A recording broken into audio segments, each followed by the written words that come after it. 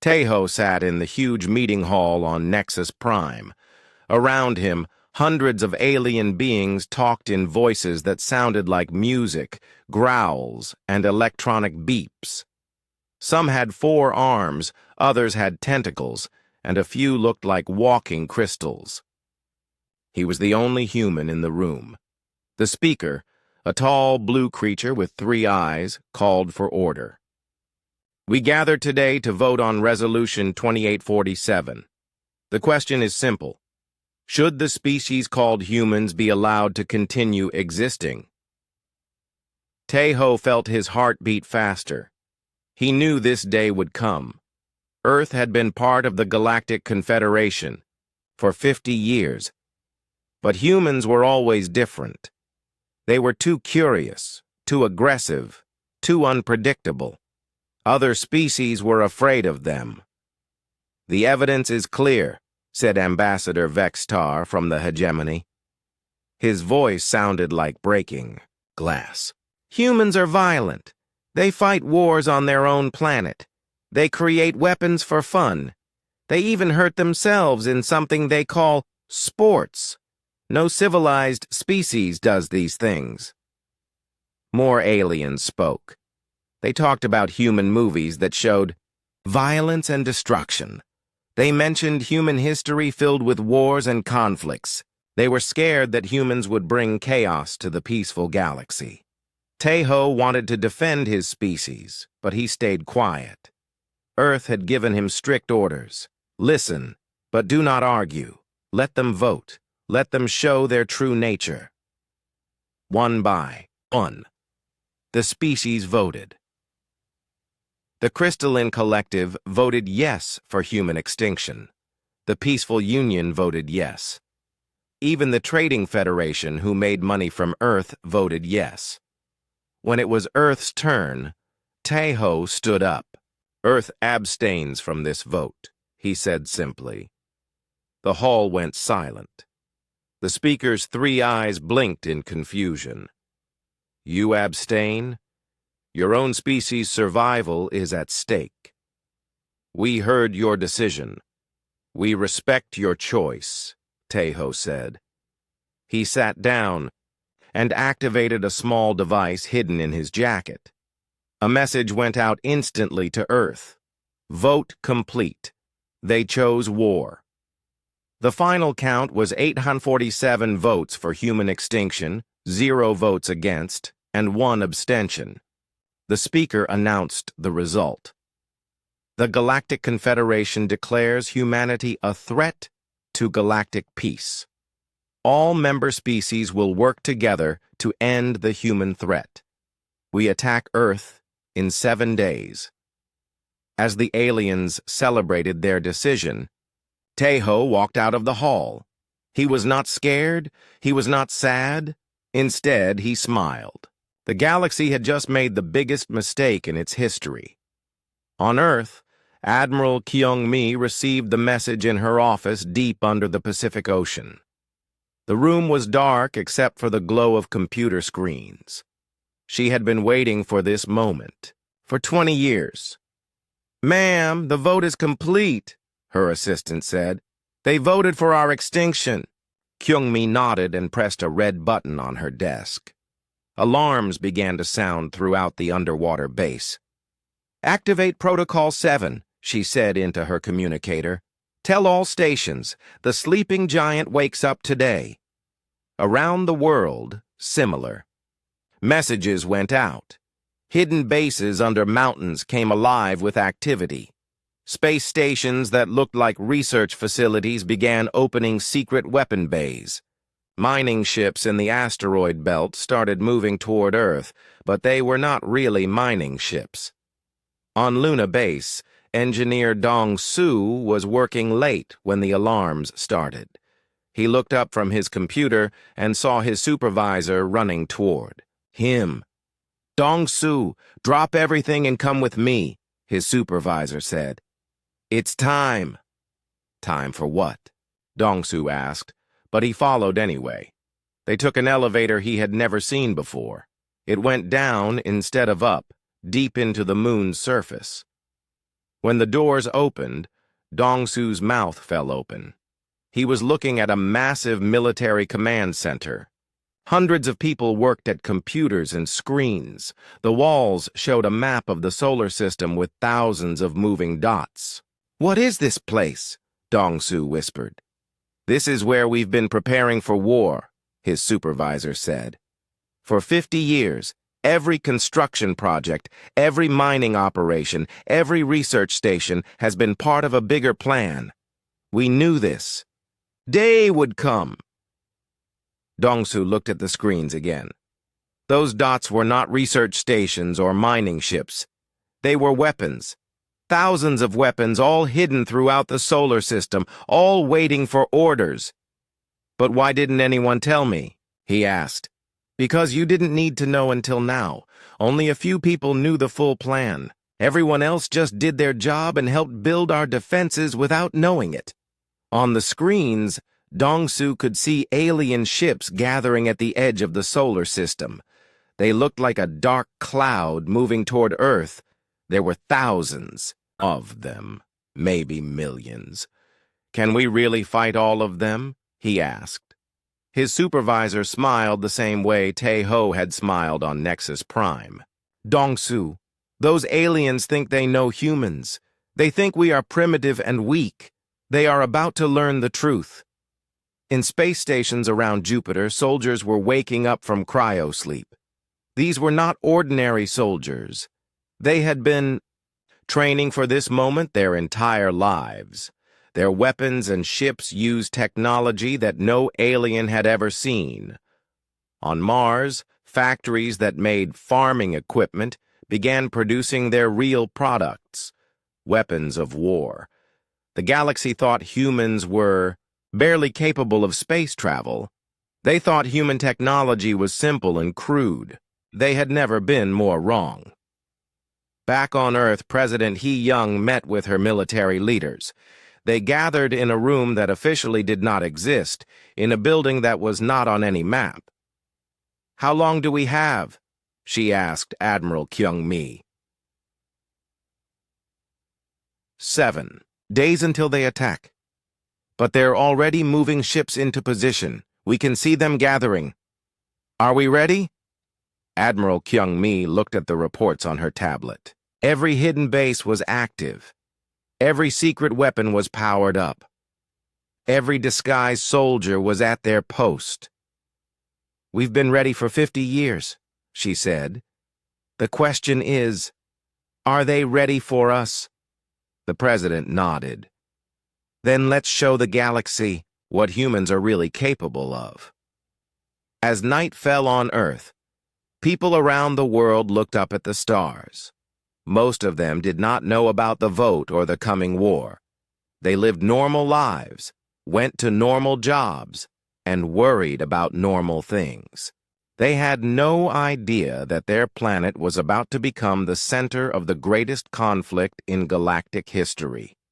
But in secret bases and hidden facilities, thousands of humans prepared for war. They checked their weapons, reviewed their plans, and waited for orders. They were not afraid. They were excited.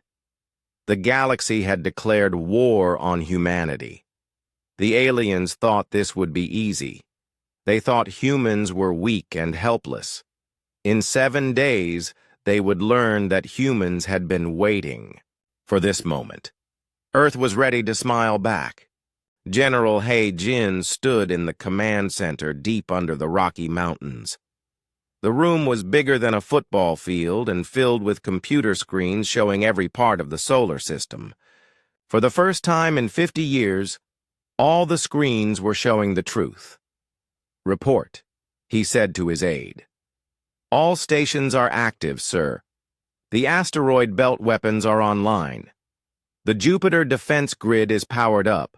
Mars Command confirms all factories are running at full capacity." Hae-jin nodded. For decades, the aliens thought humans were building mining stations and research bases. They were wrong. Every mining ship was actually a weapons platform. Every research station was a military base. Every cargo transport was a warship in disguise. "What about our orbital platforms?" he asked. "The space elevators are ready, sir. All 7 of them.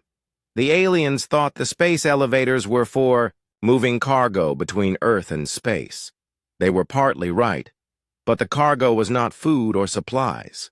Hidden inside each elevator was a massive railgun that could fire projectiles at nearly the speed of light." Dr. Yu Jin entered the command center carrying a thick folder. She was Earth's leading expert on alien biology.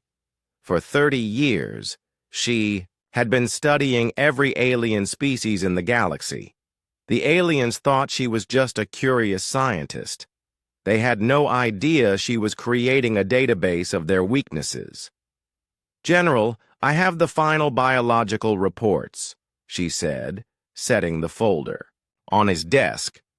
"Tell me the good news, Doctor." "The hegemony species breathe a gas that becomes poisonous when mixed with human oxygen. The crystalline collective can be shattered by specific sound frequencies. The peaceful union's nervous system shuts down if their body temperature drops by just 5 degrees. Heijin smiled. "And they think we're the primitive ones."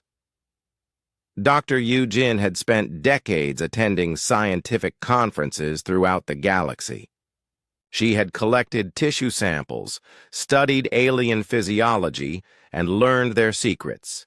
Every friendly meeting, every cultural exchange, every scientific collaboration had been intelligence gathering. "There's more, sir. The Aquatic Federation can only fight in high humidity. If we can control the atmosphere in ship-to-ship combat, they become helpless. And the flying clans? Their wings stop working in strong magnetic fields." "Perfect. Send this data to all combat units." Captain Minho was already in space, commanding a stealth reconnaissance ship near the edge of the solar system. His ship looked like a small asteroid, complete with fake mineral readings and false heat signatures. The aliens had no idea humans were watching them. "Captain, we're getting new data on alien fleet movements," his communications officer said. Min Ho looked at the display. The alien fleet was huge. Ships from hundreds of different species were gathering in formation. Some ships were as big as cities. Others moved in swarms like insects. The variety was impressive, but Minho was not worried. "How many ships total?" he asked. "Estimated 40,000 vessels, sir. Multiple classes, multiple technologies." "And they're all coming here?" "Yes, sir. They think they're going to destroy a primitive planet with basic defenses." Minho laughed, quietly.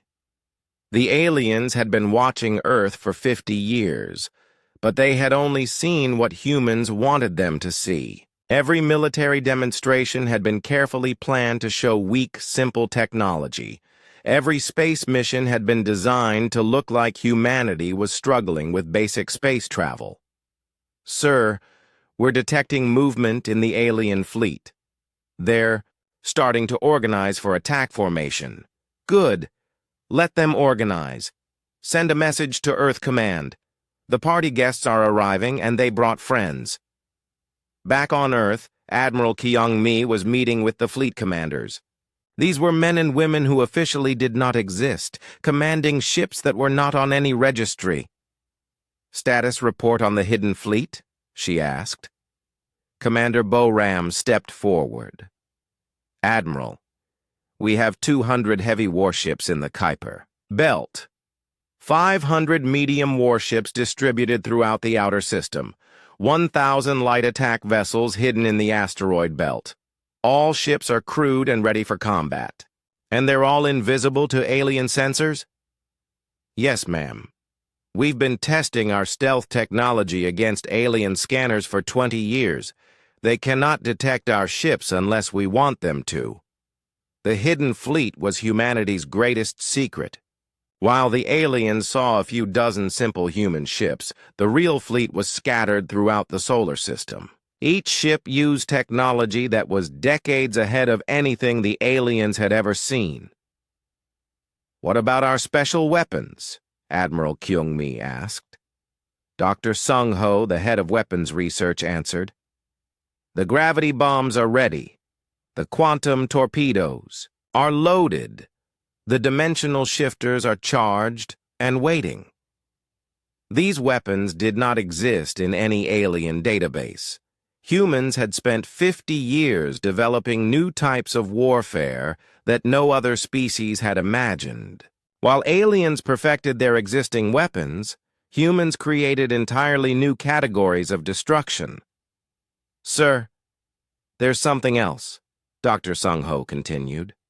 "Our computer analysis shows that alien tactics haven't changed in over 1,000 years. They fight the same way their ancestors did. But human military doctrine evolves every few years. This was the aliens' biggest mistake.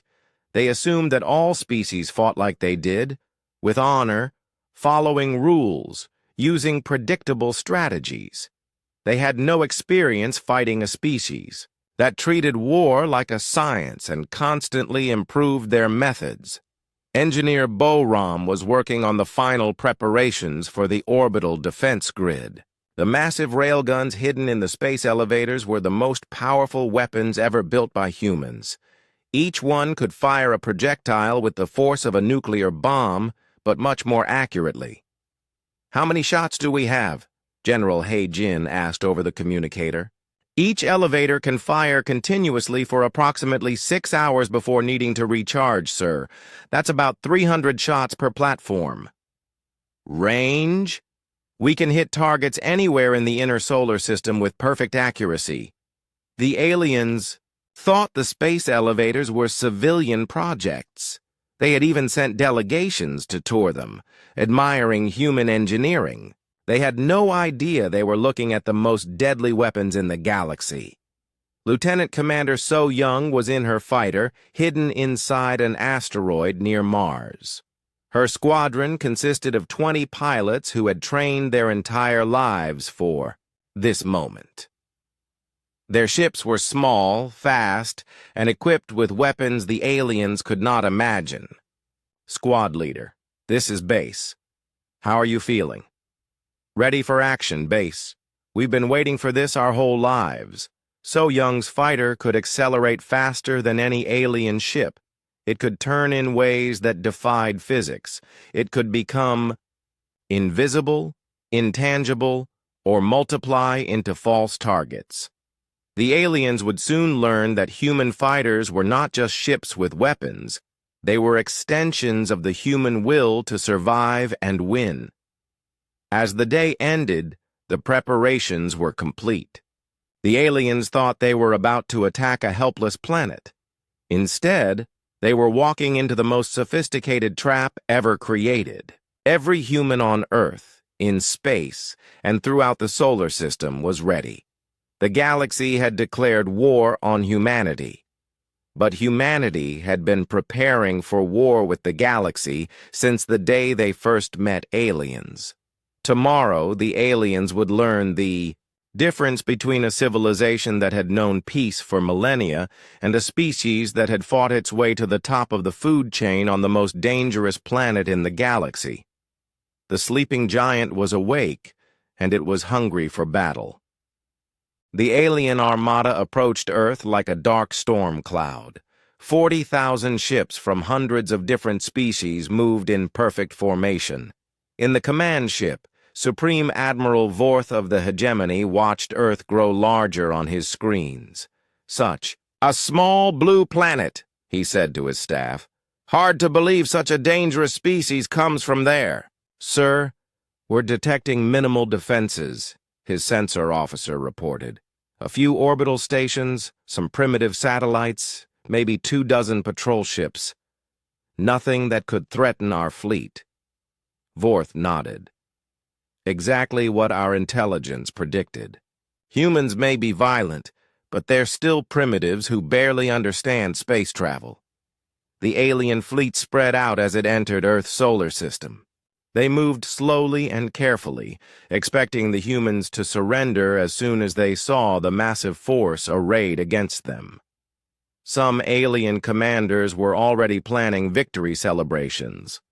But deep under the Pacific Ocean, Admiral Kyung-mi watched the alien approach with satisfaction. "They're coming in exactly as we predicted," she said to her staff. "Tight formation, slow approach, completely confident." "Should we hail them, Admiral?" her communications officer asked. "Not yet. Let them get closer.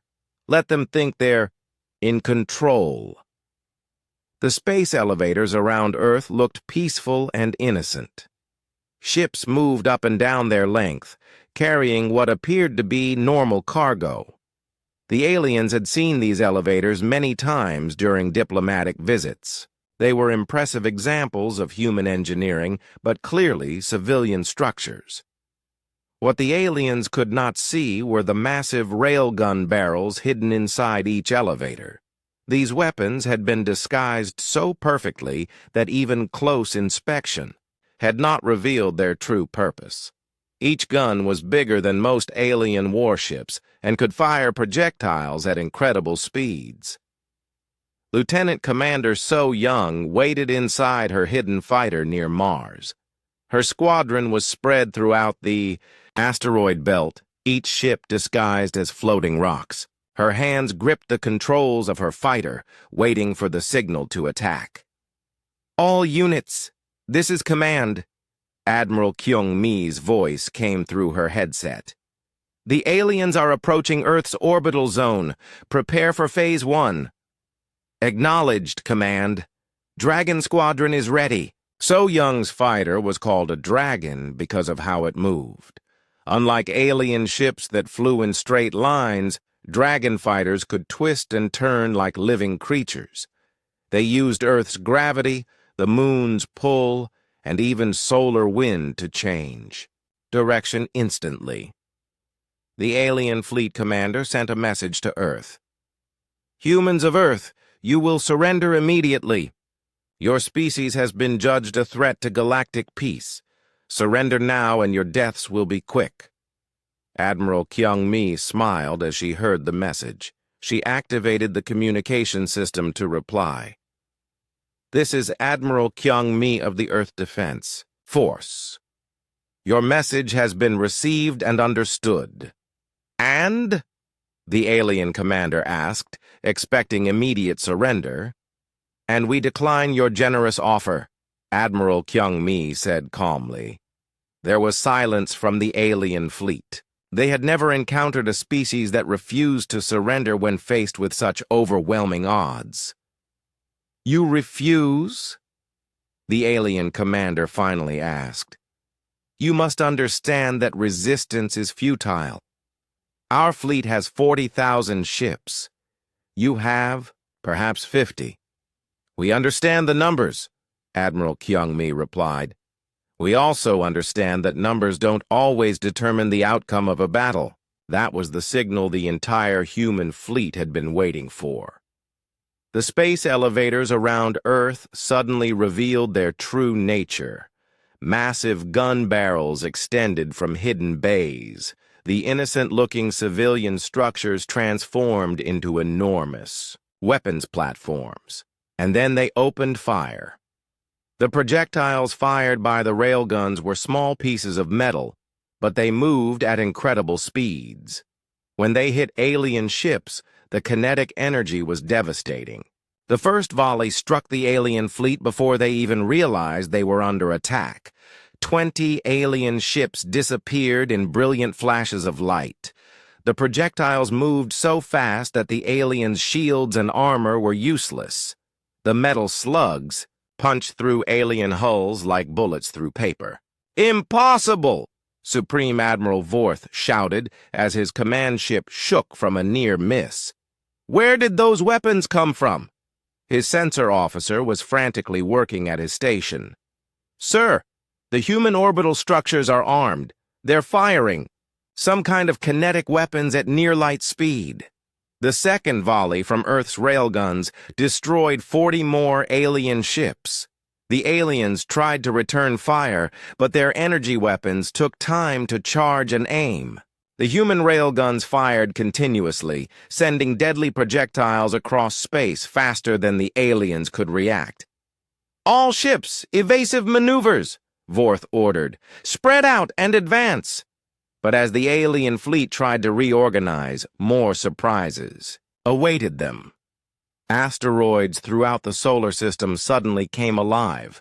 What the aliens had thought were floating rocks revealed themselves to be human ships. The stealth technology was so advanced that the aliens had been looking directly at human warships without seeing them. Captain Minho's reconnaissance ship dropped its disguise and opened fire with weapons the aliens had never seen before.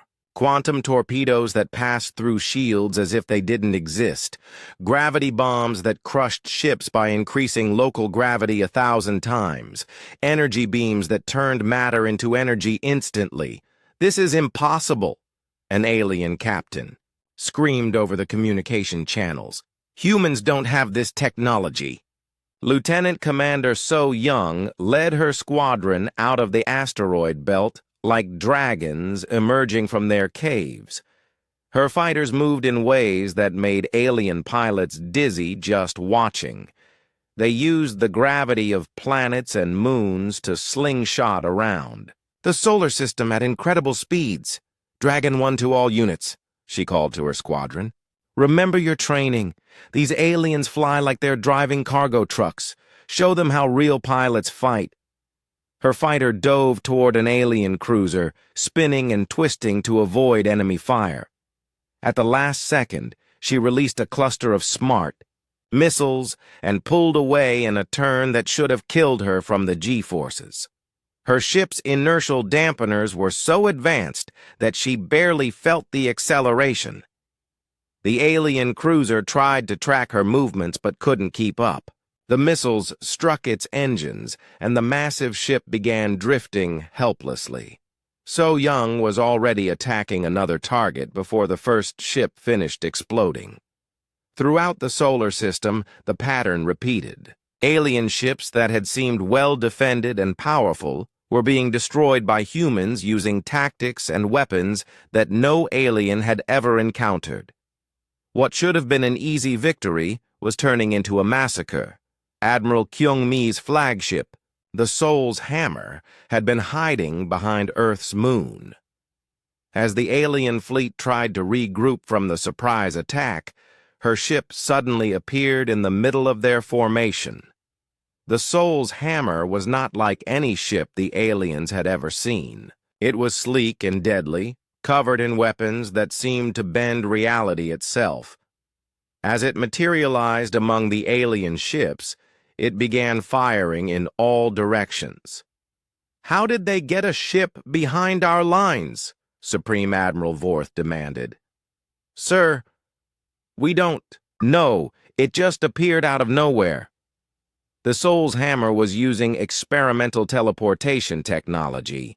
It could instantly move from one location to another, appearing anywhere in the solar system without warning. As alien ships tried to target it, the ship simply vanished and reappeared somewhere else. "All ships focus fire on that human vessel," Vorth ordered. But every time the aliens concentrated their weapons on the Soul's Hammer, it disappeared. When it reappeared, it was behind them, above them, or inside their formation. The human ship was like a ghost that could strike anywhere and vanish before retaliation was possible. The battle had been going on for only 20 minutes, but already hundreds of alien ships were destroyed or disabled. The humans had lost exactly 3 ships, and those were decoys designed to explode dramatically to make the aliens think they were winning. "Sir, we need to retreat," an alien commander begged over the communication channel. "These humans are not what we expected." "Retreat?" Vorth was furious. "We have 40,000 ships. They cannot have more than a few hundred." But even as he spoke, more human ships were decloaking throughout the solar system. Ships that had been hidden in the gas clouds of Jupiter in the rings of Saturn, in the Kuiper Belt beyond Pluto. The human fleet was not a few hundred ships, it was thousands, and every single one of them was more advanced than anything the aliens possessed. Supreme Admiral Vorth finally understood the truth. The humans had not been hiding their primitiveness, they had been hiding their advancement. For 50 years, humanity had been pretending to be weak while building the most powerful war machine the galaxy had ever seen. "Signal the fleet," he said quietly to his communications officer. "Full retreat. Get us out of this system immediately." But Admiral Kyung-mi was not finished with her lesson. As the alien fleet tried to flee, the railguns fired again. This time, they were not aiming to destroy ships. They were aiming to disable engines. The aliens found themselves trapped in Earth's solar system, unable to escape, while human ships hunted them like wolves hunting sheep. The galaxy had declared war on Earth. But Earth was about to teach the galaxy what war really meant. Colonel Jae-won watched the alien fleet trying to escape Earth's gravity well. Half their ships were already destroyed or disabled, but the survivors were still trying to fight using traditional tactics. They formed defensive lines, created overlapping fields of fire, and called for reinforcements. It was exactly what human military doctrine said they would do. "Colonel, the aliens are requesting a temporary ceasefire to collect their wounded," his communications officer reported. Jae-won almost laughed. "Tell them we don't recognize the concept of temporary ceasefire. In human warfare, you either surrender completely or you keep fighting until one side is extinct." This was the aliens' first lesson about human warfare. Humans did not fight for territory, resources, or political advantage. When humans went to war, they fought for survival. And when fighting for survival, there were no rules. "Deploy the Reapers," Jae-won ordered. The Reapers were human ships designed for one purpose: ramming. Each Reaper was essentially a massive engine attached to the hardest materials humans could create.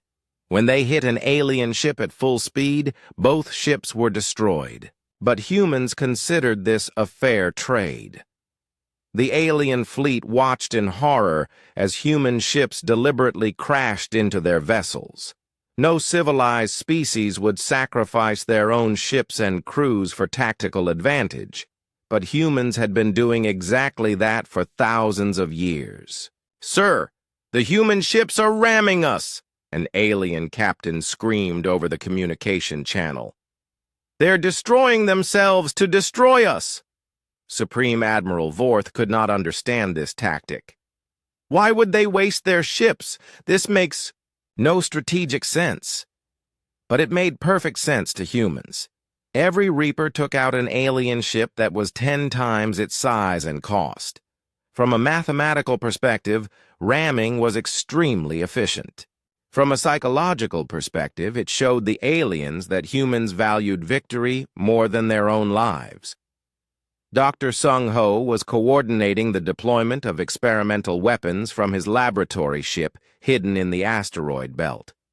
For 50 years, he had been developing weapons that no other species would consider building. Weapons that violated treaties, ignored conventions, and pushed the boundaries of physics. "Deploy the singularity mines," he ordered his team. The singularity mines were weapons that created tiny black holes. When an alien ship came too close, the mine activated and formed a gravity well that crushed anything nearby. The aliens had never encountered such weapons because no civilized species would risk creating artificial black holes. "Dr. Sung-ho, the aliens are trying to jam our communications," his assistant reported. "Then activate the quantum entanglement network. And deploy the reality anchors." The reality anchors were Dr. Sung-ho's proudest creation. They were weapons that prevented alien ships from using certain technologies by changing the laws of physics in a small area. Energy shields stopped working, faster than light drives shut down. Even artificial gravity failed. The aliens found their most advanced ships suddenly becoming helpless chunks of metal floating in space. Technologies they had used for millennia simply stopped functioning when humans decided they should not work. Engineer Bo Ram was managing the orbital manufacturing stations around Earth. These stations had been disguised as civilian facilities for decades, but now they revealed their true purpose, mass-producing weapons during battle. "Ma'am, we're producing 100 new fighters every hour," her assistant reported. "Increase production to 200 per hour, and start building the planet crackers." The planet crackers were weapons designed to destroy entire worlds. The aliens thought such weapons were mythical, created only in the darkest human fiction. They were wrong. Humans had been building planet crackers since the day they learned that other planets existed. The alien fleet was learning that human logistics were unlike anything in the galaxy. While aliens brought everything they needed for battle, humans manufactured new weapons and ships during the fight itself. The longer the battle lasted, the stronger humans became. Lieutenant Su Jin was leading a boarding party onto a disabled alien cruiser. Human Marines had been training for this moment their entire lives, fighting aliens in zero gravity, in toxic atmospheres, in environments that would kill most species instantly. "Remember, we need prisoners for interrogation," she told her team as they cut through the alien hull. "But if they resist, show them why humans are the apex predators of our planet." The alien crew inside the ship was not prepared for human tactics. Humans fought dirty. They used the ship's own systems against the crew. They released atmospheric toxins, turned off life support, and used psychological warfare that no alien species had ever experienced. "Surrender now, and you will be treated according to galactic conventions," Su Jin announced over the ship's communication system. "Resist, and you will learn why humans are the only species to survive multiple extinction events on their homeworld." The aliens had never heard of extinction events. Their planets were peaceful, stable worlds where evolution proceeded slowly and gently. They could not comprehend a species that had survived asteroid impacts, ice ages, supervolcanic eruptions, and countless other planetary disasters. The aliens on the ship chose to resist. It was a mistake they would not live to regret. Captain Hyo Jin was leading ground forces that had landed on alien ships throughout the fleet. Human soldiers adapted to alien environments faster than any species the galaxy had ever seen. They could fight in crushing gravity, toxic atmospheres, or complete vacuum. "Sir, the gravity on this ship is 3 times Earth normal," one of his soldiers reported. "Then we fight in 3 times Earth gravity," Hyo Jin replied. "Remember, these aliens evolved in these conditions, but we evolved to survive anything human." Soldiers wore armor that could adapt to any environment. Their weapons worked in conditions that would destroy alien equipment. Their training included scenarios that alien military planners considered impossible. As they moved through the alien ship, the human soldiers encountered resistance from species that had never lost a battle. The aliens quickly learned that human soldiers were unlike any enemy they had ever faced. Humans did not follow the rules of civilized warfare. They used cover that should not provide protection. They attacked from angles that should be impossible. They turned the alien ship's own defenses against its crew. "How are they doing this?" an alien officer asked, as human soldiers somehow attacked from above and below simultaneously. "Sir, I think they're using the ship's ventilation system to move around," his aide replied. It was true. Humans were small enough and flexible enough to use maintenance tunnels air ducts, and service passages that aliens could not access. They moved through alien ships like viruses through a body, striking anywhere and everywhere. Intelligence Director Na Young was implementing the second phase of humanity's psychological warfare campaign. She was broadcasting human entertainment to alien communication networks throughout the galaxy. The aliens watched human movies showing massive explosions, impossible stunts, and characters who survived situations that would kill any reasonable being. They saw human sports where people deliberately injured themselves for entertainment. They watched human news showing natural disasters that humans survived with minimal technology. "Director, we're getting reports from alien worlds," her assistant said. "Some alien populations are demanding their governments surrender to humans before we attack them." This was exactly what Na Young had planned. By showing aliens what humans considered normal entertainment, she was demonstrating that humans lived in a state of constant danger and thrived on it. "Broadcast the gladiator fights next," she ordered, "and the extreme sports compilations. Let them see what humans do for fun." The psychological impact was devastating. Aliens realized that humans actively sought out danger, violence, and life-threatening situations as recreation. What other species avoided at all costs, humans pursued voluntarily. Throughout the solar system, the battle continued. But it was no longer a battle. It was a demonstration. The alien fleet that had come to destroy humanity was being systematically dismantled by weapons and tactics that defied everything the galaxy thought it knew about warfare. Admiral Kyung-mi received reports from all sectors. "Ma'am, alien resistance is collapsing. They're requesting permission to surrender." "Do we accept their surrender?" her aide asked. Admiral Kyung-mi considered the question. For 50 years, humans had been planning for this moment. They had built weapons, trained soldiers, and developed strategies for fighting the entire galaxy. Now that the galaxy had finally attacked, humanity was eager to show what they could really do. "Tell them we'll consider their surrender request," she said. "In the meantime, continue the demonstration. Make sure every alien in this system understands exactly what happens when someone declares war on Earth." The aliens had made a fundamental error. They thought war was about defeating an enemy.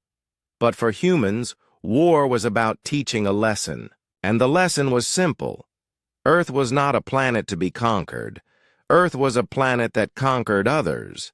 The galaxy had declared war on humanity, thinking it would be a quick G. Fleet Admiral Wu Jin stood in the command center of the starship Incheon Thunder, hidden deep in the Kuiper Belt. For 3 days, the aliens had been learning what happened when they attacked Earth. Now it was time for the galaxy to learn what happened when Earth attacked back.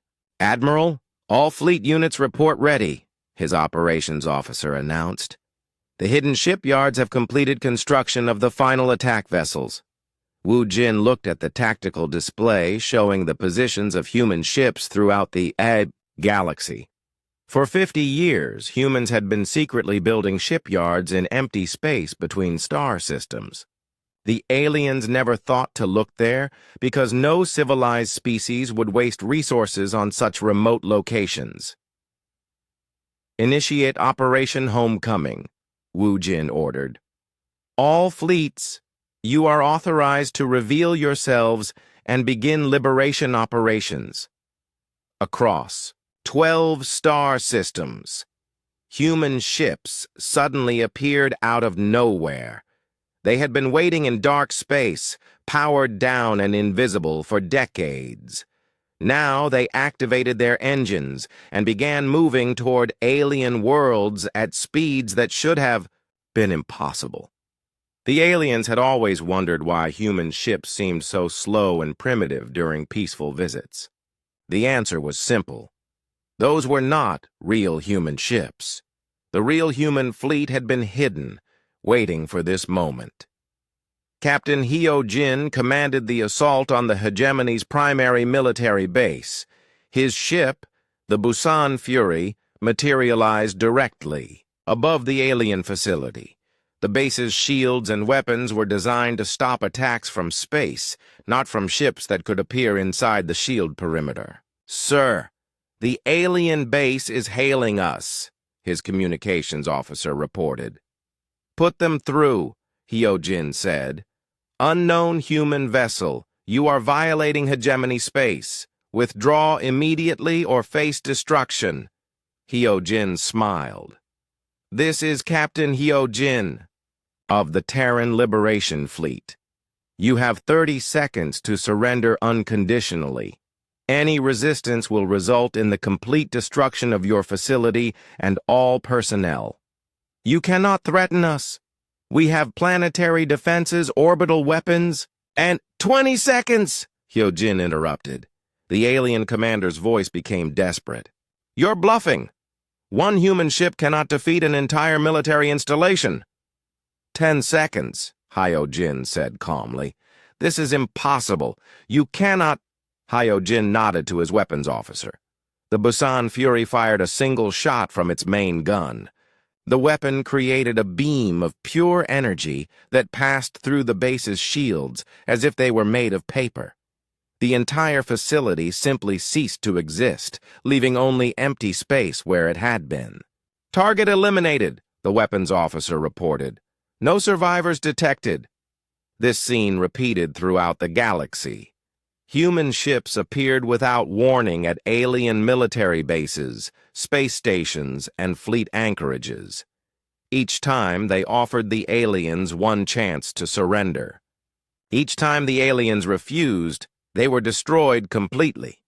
The human weapons were unlike anything the galaxy had ever seen. They ignored shields, passed through armor, and destroyed targets at the molecular level. The aliens had built their defenses against known threats. They had no defense against human creativity applied to warfare. Major Young-sik was leading the liberation of a slave world in the Outer Rim. The planet was controlled by the Trading Federation, who used conquered species as forced labor. The Human Liberation Force consisted of only 50 soldiers, but they were more than enough.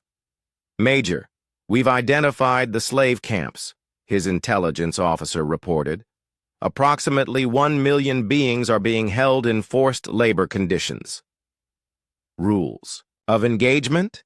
Young-sik asked. "Standard liberation protocol, sir. Save the slaves, eliminate the oppressors." The Trading Federation had never encountered humans in combat. They were merchants and traders who used overwhelming force to control weaker species. They were not prepared for an enemy that fought with the intensity of natural-born predators. Young-sik's soldiers moved through the slave camps like avenging angels. Their armor protected them from alien weapons, while their own weapons cut through enemy forces effortlessly. Each human soldier was worth 100 alien guards. "Sir, the slaves are asking who we are," one of his soldiers reported. "Tell them we're humans from Earth," Young-sik replied. "Tell them they're free now, and anyone who tries to enslave them again will answer to us." The liberated beings looked at the human soldiers with amazement. They had never seen warriors who fought to free others rather than to conquer them. It was their first lesson about human nature. Humans were capable of incredible violence, but they directed that violence toward protecting the innocent. Dr. Yu-jin was coordinating biological warfare operations from her laboratory ship. The aliens had made the mistake of attacking a species that had turned biological adaptation into an art form. Now they would learn why humans were the most successful species on Earth. "Doctor, we've successfully deployed the adaptation viruses," her assistant reported. Human forces are now immune to all alien biological weapons, while our viruses are targeting alien respiratory systems. The adaptation viruses were Dr. Yu Jin's greatest creation. They could rewrite human DNA in real time, allowing human soldiers to survive in any environment. At the same time, they created targeted diseases that affected only alien species. "What about the psychological warfare viruses?" Dr. Yu Jin asked. "Also deployed, Doctor. Alien forces are experiencing enhanced fear responses and reduced aggression. Their instinct to flee is being amplified, while their willingness to fight is being suppressed." This was biological warfare at its most sophisticated. Humans were not just defeating alien bodies, they were reprogramming alien minds to make them incapable of resistance. Fleet Admiral Wu Jin received reports from all sectors of the Galactic offensive. Human forces were advancing faster than anyone had thought possible. The experimental drives on human ships allowed them to travel between star systems in hours instead of days. "Admiral, we've received surrender offers from 17 alien governments," his communications officer reported. "They're offering to become human protectorates in exchange for protection from other species." This was exactly what humans had expected. The galaxy was not united. It was a collection of species held together by fear and mutual dependence. As soon as humans proved they were stronger than any alien military, the weaker species began switching sides. "Accept the surrenders," Wu Jin ordered, "but make it clear that protectorate status requires complete compliance with human authority. Any species that betrays us will be exterminated." The psychology was simple. Offer aliens a choice between destruction and survival, but make the terms of survival absolutely clear. Species that accepted human dominance would be protected. Species that resisted would be eliminated. Captain Min Ho was leading a deep strike mission against the Crystalline Collective's home system. His ship moved through space faster than light, but not using the same technology as alien vessels. Human faster-than-light travel worked by manipulating space-time itself. "Captain, we're approaching the Collective's Central Command Nexus," his navigator reported. "How many ships are defending it?" "Approximately 5,000 vessels, sir, all their most advanced warships," Minho nodded. "Deploy the reality bombs." The reality bombs were weapons that changed the fundamental laws of physics in a localized area. When they detonated near the alien fleet, the ship simply stopped functioning. Energy weapons no longer worked, shields collapsed, even basic electronics failed. "Sir, the alien fleet is dead in space," his weapons officer reported. "All ships are powerless and drifting." "Excellent. Send a message to the Collective Command. Surrender now, or we demonstrate what happens when humans get creative with weapons." The Crystalline Collective had never experienced defeat. Their technology was among the most advanced in the galaxy, but human technology was not more advanced. It was completely different. Humans had developed science along paths that no other species had ever considered. Lieutenant Commander So Young was leading fighter operations against the Flying Clan's aerial cities. The Flying Clans lived on gas giant planets and had never been defeated in their native environment. They controlled the skies of dozens of worlds. "Dragon Leader, we're entering the atmosphere of their primary world," her wingman reported. "Remember, these aliens have been flying for millions of years," So Young replied. "But they've been flying like prey animals. We're going to show them how predators fly." Human fighters moved through the alien atmosphere like nothing the Flying Clans had ever seen. They used atmospheric pressure, wind currents, and even lightning storms as weapons. The aliens flew in predictable patterns. Humans flew like chaos, given form. Dragon Leader, I'm seeing their city ships trying to escape into space, another pilot reported. Not today, So Young said. Activate the gravity anchors. The gravity anchors were devices that created artificial gravity wells. The flying clans found their cities being pulled down toward the planet's surface by forces they could not escape. Their beautiful aerial civilization was crashing to the ground. "This is impossible," the flying clan's commander broadcast. "Nothing can ground our cities. We've been flying for 10 million years. Intelligence Director Na Young sat in her command center, watching screens that showed alien communication networks across the galaxy. For the past week, she had been implementing the most sophisticated psychological warfare campaign in galactic history. Now came the critical phase, showing the aliens what humans considered normal. "Director, we've successfully infiltrated every major alien news network," her deputy reported. "We're ready to begin Phase 2 of the Cultural Education Program. Begin with the entertainment broadcasts," Na Young ordered.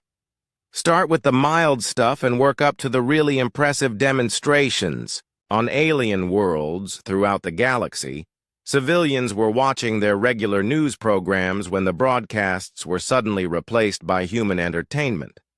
What they saw challenged everything they thought they knew about intelligent life. The first program showed human children playing in a schoolyard, but these were not the gentle games that alien children played. Human children were running at full speed, climbing tall structures, and engaging in mock combat. They laughed when they fell down and got hurt. "These are their young?" an alien parent asked in horror. "They train their children for violence from birth?" The broadcasts continued. Aliens watched human sports where people deliberately crashed into each other at high speeds. They saw humans jumping from aircraft thousands of feet above the ground. They watched humans racing vehicles at speeds that would kill most alien species. "Attention, alien civilizations," Na Young's voice came through the broadcasts. "What you are watching is human recreational activity. These are things we do for fun." On the hegemony homeworld, citizens gathered in public squares to watch the human broadcasts in stunned silence. They saw humans swimming with creatures that could kill them. They watched humans climbing mountains in weather that would freeze most aliens solid. They saw humans eating foods that were toxic to other species. "This cannot be real," the hegemony chancellor said to his advisors. "No intelligent species would voluntarily engage in such dangerous activities." But the broadcasts continued. Aliens watched human martial arts where people trained to hurt each other with their bare hands. They saw human endurance competitions where participants ran for hours through environments that would be considered torture chambers on most alien worlds. "Director, we're receiving panicked communications from 47 alien governments," Na Young's assistant reported. "They're asking if these broadcasts are authentic human behavior." "Tell them yes," Na Young replied, "and tell them this is just what we do when we're relaxed and happy. Ask them if they'd like to see what we do when we're angry." Lieutenant Su Jin was leading diplomatic missions to alien worlds that were actually intelligence-gathering operations. Her job was to blend in with alien populations and learn their deepest fears. What she discovered was that humans were already their worst nightmare. "Su Jin to command," she reported from her hidden position on an alien world. "The locals are discussing the human broadcasts. They think we're a species of violent psychopaths who enjoy pain and suffering." "Are they wrong?" Na Young asked with amusement. "Not entirely," Su Jin admitted. "They're also terrified by our medical procedures. They can't understand why we would voluntarily cut open our bodies to make ourselves stronger." This was another revelation that shocked alien civilizations. Humans routinely underwent surgical procedures to enhance their abilities. They replaced natural body parts with artificial ones. They modified their biology to survive in harsh environments. Report from the infiltration teams, Sujin continued. The aliens are particularly disturbed by human military training. They've watched videos of our boot camps and they think we're torturing our own soldiers. Well, we kind of are, Na Young replied. But that's how we make them stronger. The psychological impact was exactly what Na Young had planned. Aliens were beginning to understand that humans were not just technologically advanced. They were fundamentally different from every other species in the galaxy. On the world of the Peaceful Union, citizens were watching human documentaries about Earth's history. They saw wars, natural disasters, extinction events, and catastrophes that would have destroyed any other civilization. But humans had not just survived. They had thrived. How is this possible? The Union's philosopher leaders asked. How does a species survive so much violence and destruction? The answer came in the next set of broadcasts. Aliens watched human movies about survival situations. They saw characters who faced impossible odds and found ways to win. They watched stories about humans who never gave up, never surrendered, and never accepted defeat. Attention, alien civilizations, Na Young's voice continued. What you are watching is human fiction. These are the stories we tell ourselves about what it means to be human. Notice that the heroes always win, even when victory seems impossible. The aliens were beginning to understand something terrifying. Humans did not just fight to survive.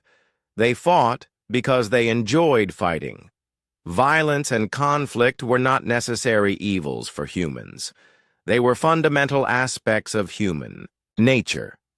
Dr. Eugene was coordinating with Na Young's psychological operations by providing scientific data about human biology. Her broadcasts explained how human bodies were designed for violence and survival in ways that no alien could match. Observe the human skeletal structure, Dr. Eugene explained in her broadcast to alien scientific institutions. The bones are designed to absorb impact from violence. The muscle structure allows for explosive movement and sustained exertion. The nervous system processes pain as information rather than as a signal to stop fighting. Alien scientists watched in fascination and horror as Dr. Eugene explained human physiology. They learned that humans could function with massive injuries that would kill other species. They discovered that humans could adapt to extreme environments within generations. Most interesting is the human stress response, Dr. Eugene continued. When faced with danger, humans become faster, stronger, and more intelligent. Other species become paralyzed by fear. Humans become more dangerous. The broadcasts showed medical footage of human soldiers in combat. Aliens watched humans continue fighting with injuries that should have been immediately fatal. They saw humans performing impossible feats of strength and endurance under extreme stress. Note that these are not enhanced or modified humans, Dr. Eugene explained. This is baseline human performance under combat conditions. On worlds throughout the galaxy, alien military leaders were having emergency meetings. The human broadcasts had revealed something that changed their understanding of warfare entirely. Sir, if these broadcasts are accurate, then humans are naturally superior soldiers, an alien general reported to his government. They are faster, stronger, and more adaptable than any species we've encountered.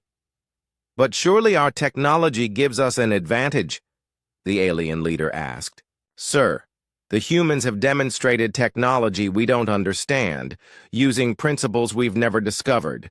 They've been in space for 50 years, and they're already more advanced than species who've had interstellar travel for millennia. This realization was spreading throughout the galaxy. Humans were not just another species that happened to be good at war. They were the ultimate warriors, evolved on the most dangerous planet in the galaxy, trained by millions of years of surviving impossible situations. Commander Boram was managing the distribution of human cultural materials to alien populations. She was carefully selecting content that would have maximum psychological impact while demonstrating human creativity and adaptability. "Ma'am, the aliens are particularly disturbed by our music," her aide reported. "They can't understand why we create sounds that simulate violence and conflict." "Play them some classical music," Boram ordered.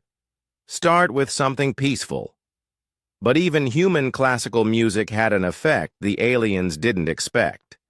The complex harmonies and emotional range were unlike anything in alien culture. Human music expressed feelings and concepts that most alien species had never experienced.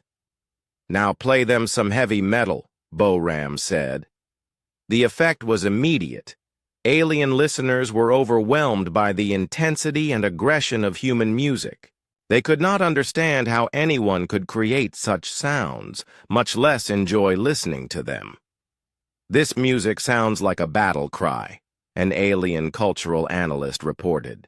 "It's as if humans are constantly preparing for war, even in their art."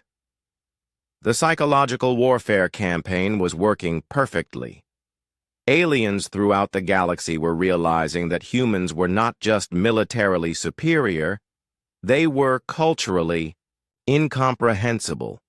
Everything about human civilization was designed around conflict, survival, and victory. Intelligence Director Na Young received reports from all sectors of the psychological operation. "Director, alien populations are requesting that their governments surrender to human authority," her deputy reported. "They don't want to fight a species that considers violence recreational." "Excellent," Na Young replied. "Begin Phase 3. Show them what human children learn in school." The next broadcasts showed human educational systems. Aliens watched human children learning history that was filled with wars, disasters, and President He Young stood on the bridge of the captured alien flagship Eternal Harmony, now renamed Terran Defiance. 2 weeks ago, this ship had been the pride of the Galactic Confederation's fleet. Now it served as the mobile command center for the new Terran Empire. The irony was not lost on her. "Madam President, we're receiving surrender requests from the final holdout systems," her aide reported. "The Outer Rim Coalition has agreed to unconditional surrender." He Young looked out at the view screen showing the alien capital world below. The planet that had once been the center of galactic civilization was now under human control. Ships bearing the Earth flag patrolled the orbital space, while human administrators worked with alien officials to transition power.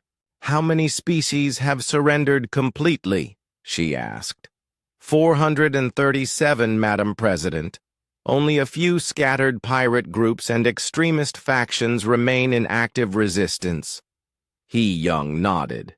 It had taken exactly 2 weeks for humanity to conquer a galaxy that had taken millions of years to develop. The secret was not superior numbers or even superior technology. It was superior understanding of warfare itself. "Prepare for a galactic broadcast," she ordered. "It's time to explain the new reality to our subjects." Admiral Byung-ho was coordinating the final military operations from his command ship in the former Confederation capital system. His job was to demonstrate humanity's ultimate weapon, the absolute determination to win at any cost. "Admiral, we've located the last major alien military installation," his intelligence officer reported.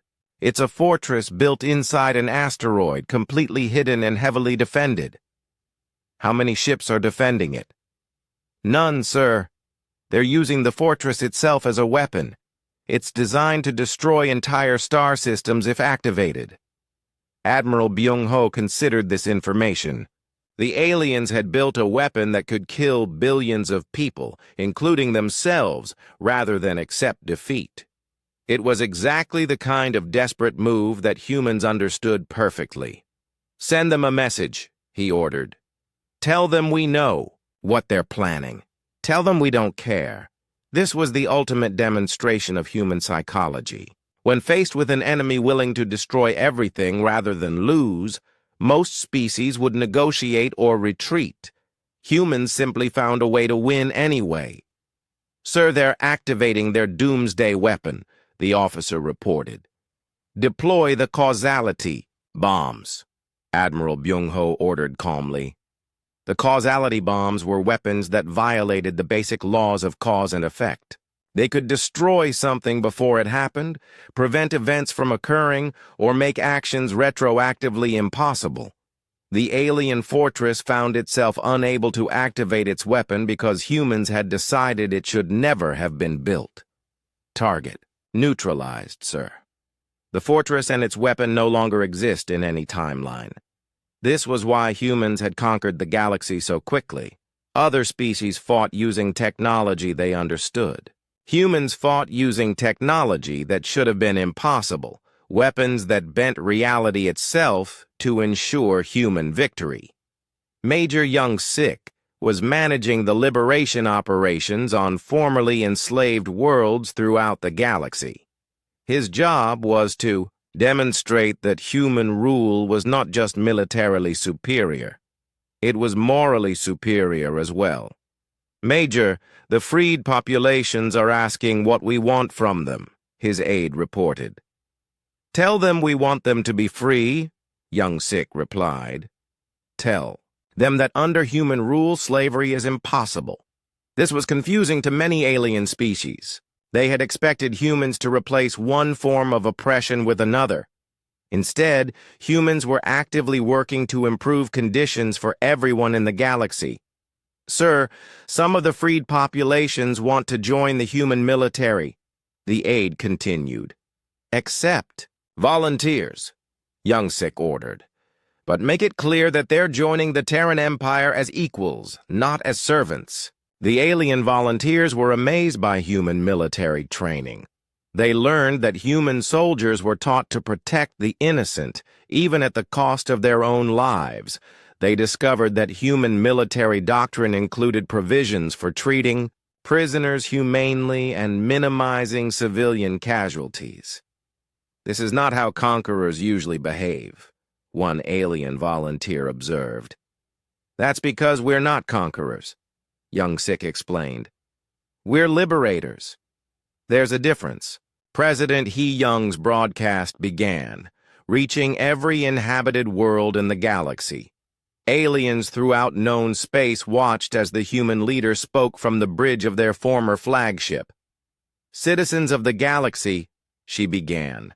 "2 weeks ago, your governments declared war on humanity. They voted to exterminate my species because they feared what we might become.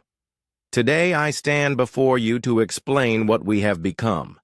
The broadcast showed images of human fleets patrolling former alien territories.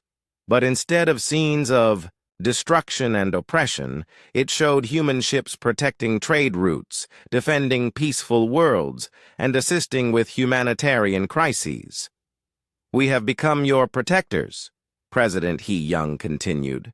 "Under the old Galactic Confederation, slavery was legal, weaker species were exploited, and conflicts were resolved through economic pressure and political manipulation. Under human rule, these practices are now extinct." The aliens watching the broadcast were confused. They had expected brutal occupation, resource extraction, and cultural suppression. Instead, humans were implementing social reforms that many alien species had been requesting for centuries. The Terran Empire operates on a simple principle: the president explained. Strength exists to protect the weak. Intelligence exists to solve problems. Technology exists to improve life for everyone. Any individual or organization that violates these principles will be eliminated. Dr. Yu Jin was implementing the biological integration program throughout the former Confederation territories. Her job was to ensure that human rule was not just political and military, but biological as well. Doctor, we've successfully deployed the symbiosis viruses on all major alien worlds, her assistant reported. The integration process is proceeding smoothly. The symbiosis viruses were Dr. Yu Jin's most subtle creation. They did not harm alien biology. Instead, they enhanced it. Aliens infected with the virus became healthier, stronger, and more intelligent. But they also developed an instinctive loyalty to human authority. What about resistance to the integration process? Dr. Yu Jin asked. Minimal, Doctor. Most aliens are volunteering for the enhancement process once they see the benefits. This was the genius of human biological warfare. Instead of weakening their enemies, humans made their enemies stronger, and then made that strength dependent on continued cooperation with human authority. Begin Phase 2, Dr. Yu Jin ordered. Start the genetic optimization program. The genetic optimization program was designed to improve alien biology to human standards. Aliens who underwent the process became faster, stronger, and more adaptable. But the improvements were controlled by human biotechnology, ensuring that enhanced aliens remained loyal to the Terran Empire. Lieutenant Commander So Young was leading the final assault on the Pirate Confederacy, the last group actively resisting human authority. The pirates had retreated to a hidden base in a nebula that interfered with most scanning technology. Dragon Leader, we're approaching the nebula, her wingman reported. Sensors are being disrupted as expected. Switch to intuitive navigation, So Young ordered. Remember, pirates think like criminals. They'll hide where they think they can't be found. This was another example of human tactical superiority. Other species relied on technology to solve problems. Humans used intuition, creativity, and psychological understanding to outmaneuver their enemies. Dragon Leader, I'm detecting movement in the nebula, another pilot reported. Multiple contacts, moving to intercept. Let them come, So Young replied. Show them why pirates should stick to robbing cargo ships instead of fighting humans. The pirate fleet emerged from the nebula, expecting to ambush the human fighters. Instead, they found themselves facing pilots who could predict their movements before they made them. Human fighters moved through the nebula like they had perfect vision, striking targets with impossible accuracy. How are they doing this? The pirate leader screamed over the communication channel. They can't see us.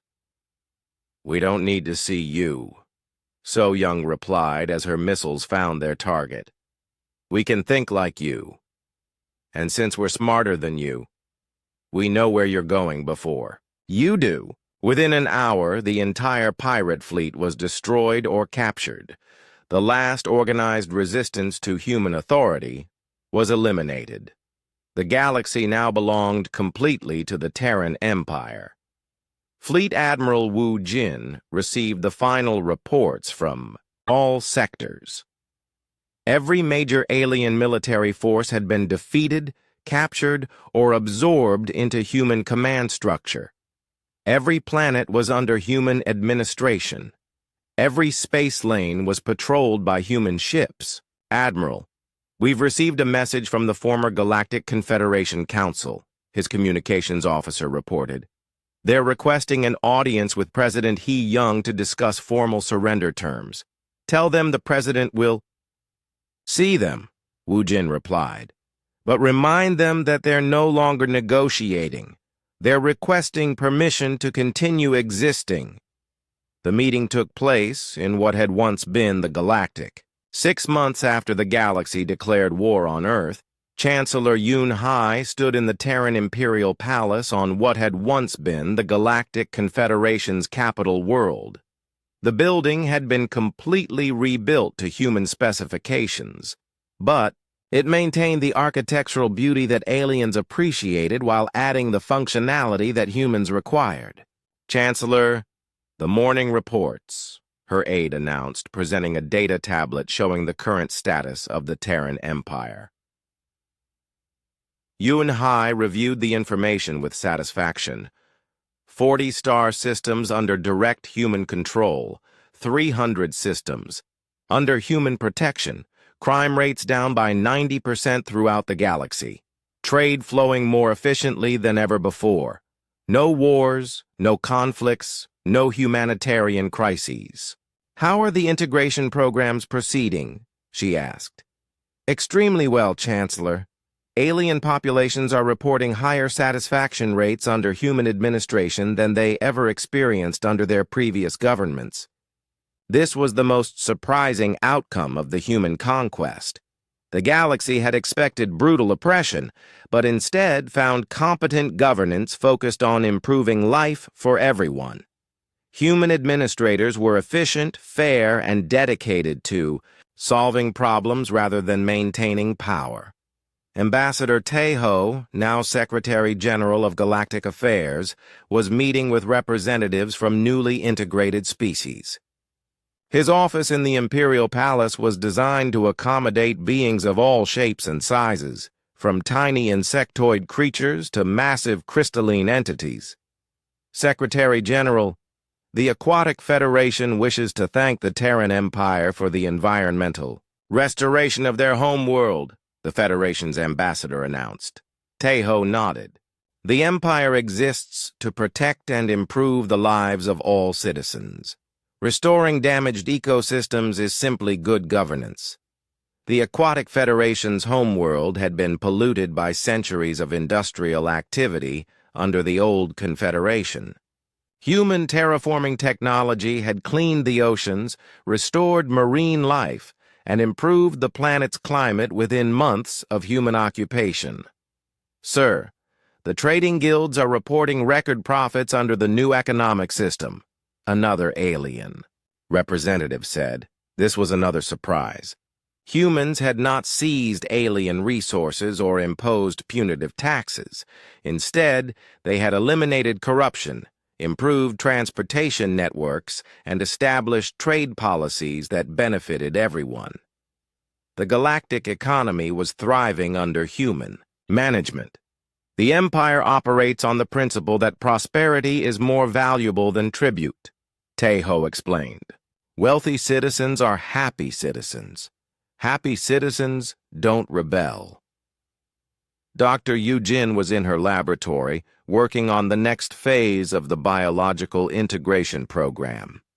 The symbiosis viruses had been completely successful, but she was developing even more sophisticated enhancements for alien biology. Doctor, the voluntary enhancement rate is approaching 100%, her assistant reported. Even species that initially resisted are now requesting integration. The biological enhancements were remarkable. Aliens who underwent the process became healthier, lived longer, and gained abilities they had never possessed.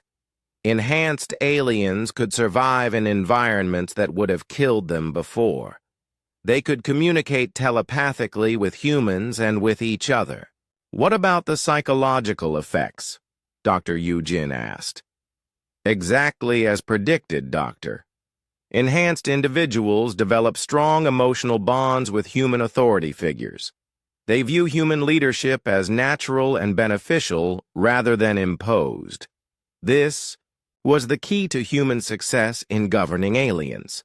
Instead of ruling through fear or force, humans had made themselves genuinely likable to their subjects. Aliens wanted to please their human administrators because the biological enhancements made them feel good about serving human interests. "Begin the final phase," Dr. Eugene ordered. "Start developing enhancements for the next generation. I want alien children to be born with full integration capabilities." Admiral Kyung-mi was reviewing reports from the Human Defense Force, now renamed the Imperial Protection Service. The military had been completely reorganized from a force designed to defend Earth into a force designed to protect the entire galaxy. "Admiral, we've completed the establishment of protection fleets for all inhabited systems," her deputy reported. "Every world in the Empire now has adequate defense against external threats." "External threats?" Admiral Kyung-mi asked. "What external threats could possibly challenge the Empire?" "Unknown species from other galaxies, Admiral. Our long-range scouts have detected signs of intelligent life in nearby galactic clusters. Some appear to be expanding toward our galaxy." Admiral Kyung-mi smiled. It was the same predatory smile that humans had been wearing since the day the galaxy declared war on Earth. "Excellent. The Empire was getting too peaceful anyway. Continue monitoring and prepare contingency plans." The truth was that humans needed challenges to remain fully human.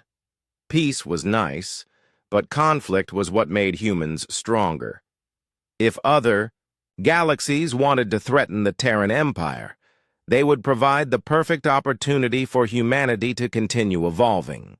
General He-jin was managing the Imperial Military Academy, where both human and alien officers trained together. The Academy had become the most prestigious military institution in the galaxy, producing leaders who understood both human tactical doctrine and alien cultural sensitivities.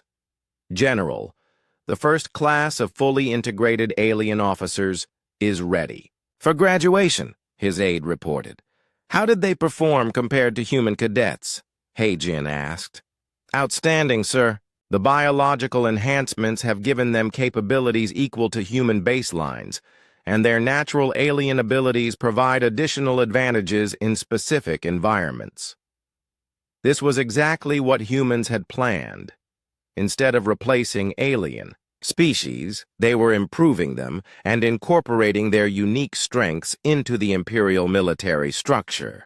The result was a military force more powerful and versatile than any single species could have created alone. "Sir, several alien cadets are requesting assignment to the Deep Space Exploration Division," the aide continued. "Approved," He-jin said. "The galaxy is conquered, but the universe is still full of mysteries. We'll need exploration teams that can handle any environment." Captain Min-ho was commanding one of those deep space exploration missions, leading a mixed crew of humans and enhanced aliens toward the galactic rim. Their mission was to establish early warning stations in case the external threats Admiral Kyung-mi had mentioned became more than theoretical. "Captain, we're approaching the target coordinates," his navigator reported. The navigator was a former member of the flying clans who had been enhanced with improved spatial awareness and three-dimensional thinking capabilities. "Any signs of activity?" Min-ho asked his sensor officer, an enhanced crystalline collective member whose natural abilities had been improved to detect energy patterns across vast distances. "Negative, Captain. But there are signs of ancient structures on several worlds in this system. Someone was here before, but they're long gone." This was another mystery for the Terran Empire to solve. The galaxy was full of ruins from civilizations that had disappeared long before current species had evolved. Some of these ancient sites contained technology that even humans found impressive. "Deploy the archaeological teams," Min-ho ordered. "If there's anything useful here, we'll find it." President Hee-young was conducting her daily address to the Empire from her office in the Imperial Palace. The broadcasts reached every inhabited, world and were translated into hundreds of languages and communication methods. Citizens of the Terran Empire, she began, today marks 6 months since the old galactic order ended and the new order began. I want to share with you some of the achievements we've accomplished together. The statistics were impressive.